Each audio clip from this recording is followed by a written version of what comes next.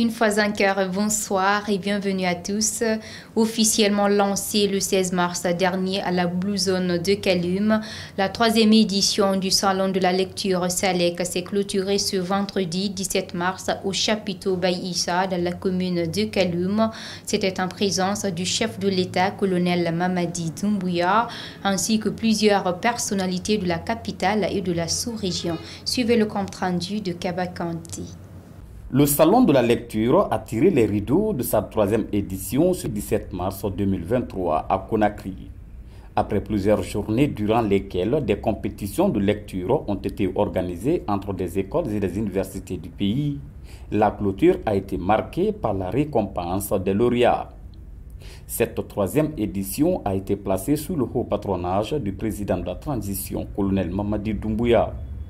Accompagné par 3 membres de son gouvernement et l'international Iya Traoré, le chef suprême des armées a, dans son bref discours, félicité les organisateurs pour l'initiative avant de les rassurer de son soutien aux prochaines éditions.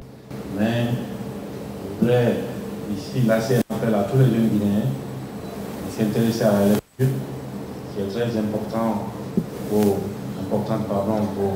notre jeunesse.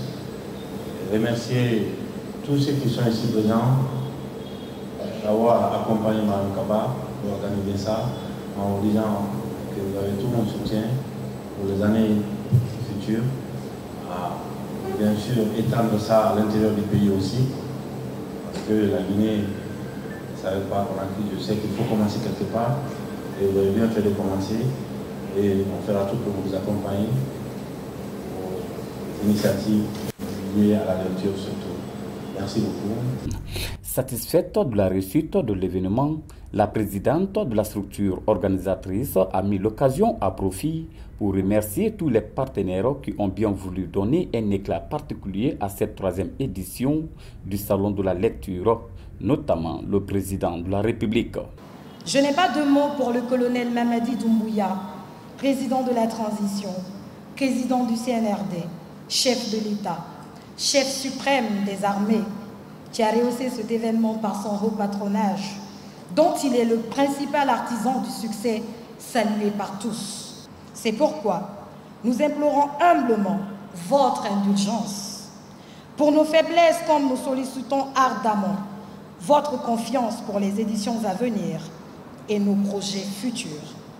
Nos vifs remerciements à l'endroit de nos partenaires et soutiens indéfectibles, à savoir le ministre de l'Éducation nationale et de l'Alphabétisation, le ministre de l'Économie et des Finances, le ministre de l'Agriculture et de l'Élevage, le ministre de la Jeunesse et des Sports, les Nations Unies Guinée, la société Topaz Multi-Industrie, la société Kamsar Petroleum, l'association des écrivains de Guinée, le service traiteur Baye Issa, la Blue Zone de Kaloum, le FODAC, la délégation ivoirienne au nombre de 5 ici présentes, les mentors et ambassadeurs du SALEC, la presse guinéenne.